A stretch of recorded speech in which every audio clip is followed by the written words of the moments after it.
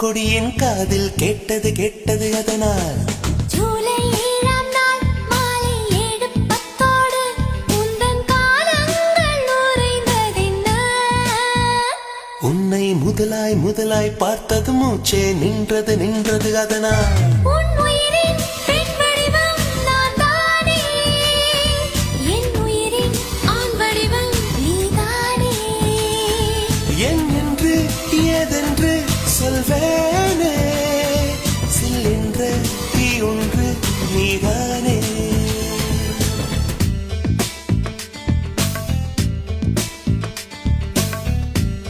சகியே சகியே